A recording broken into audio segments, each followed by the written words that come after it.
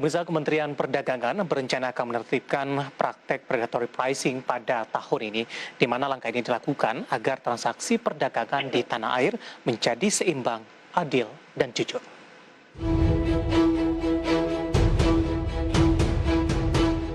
Pemerintah melalui Kementerian Perdagangan berencana akan menciptakan pelaksanaan tertib niaga yang baik pada tahun 2021. Salah satunya ialah menyelesaikan praktek predatory pricing di platform e-commerce agar pasar perdagangan di tanah air dapat menjadi seimbang, jujur, adil, dan bermanfaat. Menteri Perdagangan Muhammad Lutfi menilai bahwa predatory pricing merupakan sebuah langkah atau harga yang sengaja disiapkan untuk menghancurkan kompetisi, di mana hal tersebut telah dilarang dalam asas perdagangan lantaran tidak memberikan manfaat dan kesetaraan antara pembeli dan penjual. Sementara itu, Ketua Umum Asosiasi E-commerce Indonesia Bima Laga memandang bahwa persoalan harga di e-commerce menjadi sangat dilematis. Kondisi ini dikarenakan segala bentuk potongan harga dinilai mampu menarik minat konsumen sekaligus mendorong percepatan pertumbuhan ekonomi digital. Adapun saat ini Kementerian Perdagangan tengah mempelajari sejumlah indikasi terkait praktek predatory pricing di platform perdagangan digital, di mana pihaknya memastikan baik penjual dan pembeli di pasar dalam negeri harus mengikuti peraturan yang berlaku. Berbagai sumber IDX Channel. Ya, pemirsa, masih di Market Review dan kita masih membahas topik yang menilik temuan predatory pricing di platform e-commerce, dan saat ini kita akan berbincang bersama dengan Bapak Bima Laga yang merupakan Ketua Umum IDEA. Kita akan langsung sapa saja. Pak Bima, apa kabar Pak? Baik Mas, apa kabar? Kabar baik juga Pak Bima, terima kasih sudah meluangkan waktu di IDEA Channel.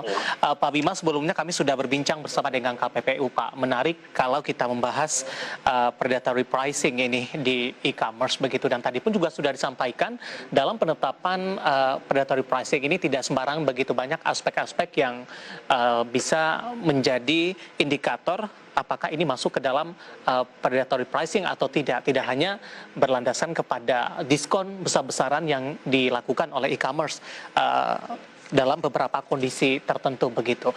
Dari IDEA, bagaimana melihat praktek predatory pricing ini di industri e-commerce sampai sejauh ini, Pak Bima? Iya, terima kasih Mas pertanyaannya. Kalau dari kita melihat, mekanisme diskon itu ada dua mekanisme. Yang pertama, diskonnya itu dari ada dua bisnis model di dalam e-commerce dan banyak lagi bisnis model. Ada tokonya langsung yang berjualan, yang artinya dia memiliki barangnya.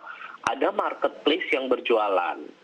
Kalau marketplace yang berjualan, itu barangnya bukan dipunyai oleh marketplace itu, tetapi orang yang berjualan. Contohnya, saya juga sebagai pelaku usaha, saya juga berjualan. Saya mempunyai barang di salah satu marketplace, di sebuah marketplace, saya mempunyai mekanisme diskon. Dan itu juga ditentukan oleh saya sebagai aku pemilik produk gitu. Bagaimana mekanisme diskon yang saya lakukan?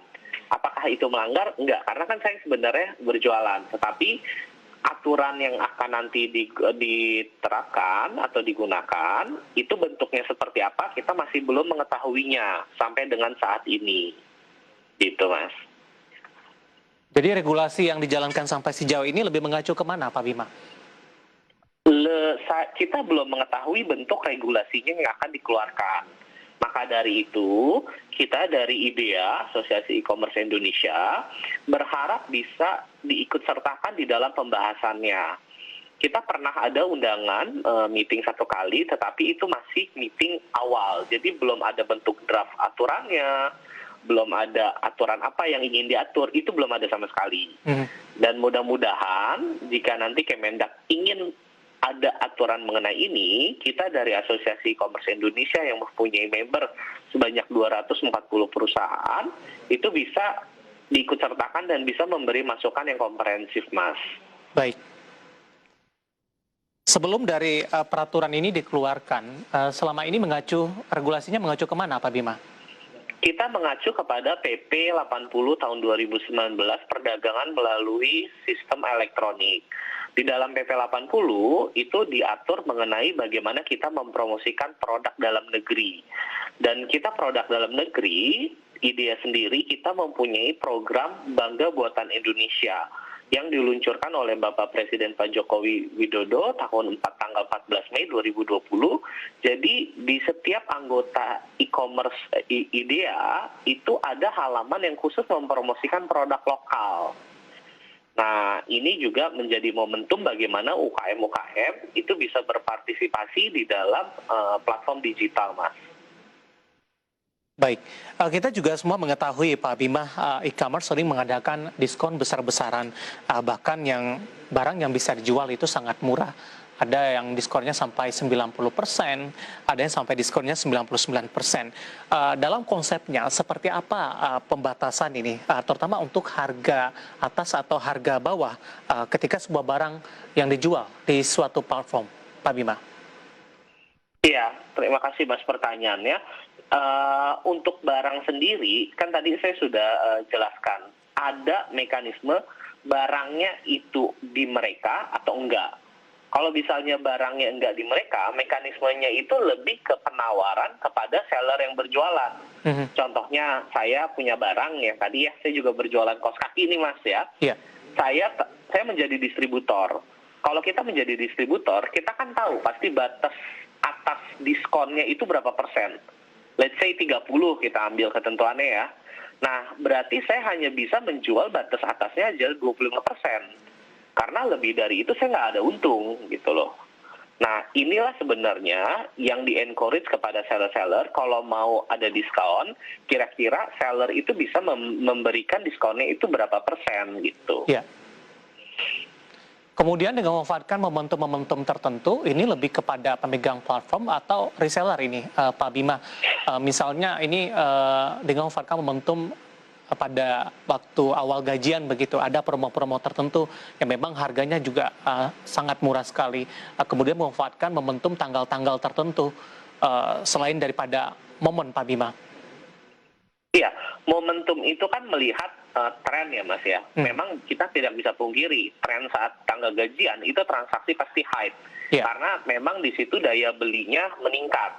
Nah, tetapi apakah tanggal di situ ada momen untuk diskon? Itu biasanya suka disarankan kepada marketplace, kepada seller-sellernya. Jadi ditawarkan sifatnya Mas. Apakah sellernya mau ikut berpartisipasi momentum tanggal 25 atau tanggal yang sama gitu ya, 33, 44 gitu ya. Nah, atau waktu tertentu gitu ya. Itu sifatnya adalah marketplace adalah menawarkan atau bernegosiasi. Tapi yang pegang program yang punya platform begitu Pak Bima? Yang pegang programnya itu yang punya platform, tetapi seller itu berhak menentukan dia mau ikut serta apa enggak. Gitu. Ini saya dari kacamata penjual ya, karena saya juga berjualan di marketplace. Jadi saya bisa aja bilang saya nggak mau ikut berjualan pada momen itu. Mungkin barang saya lagi habis, atau mungkin saya merasa diskonnya banyak yang bersaing di situ gitu ya. Jadi saya hold dulu. Tapi mungkin saya melihat di lain kesempatan, saya lihat momentumnya bagus, saya bisa mengikut sertakan. Tetapi sebagai penjual tentunya kita melihat ada batasan diskon yang diberikan. Karena orang juga nggak mau jual rugi kan, dia pasti ada untung. Cuma seberapa besar sebenarnya untung yang bisa diambil di platform digital? Baik, Pak Bima menarik. Kita akan jeda terlebih dahulu. Kita masih punya 1 segmen lagi, Pak. Nanti kita akan lanjutkan dan pemirsa tetap bersama kami. Marga Rivi akan segera kembali sesaat lagi.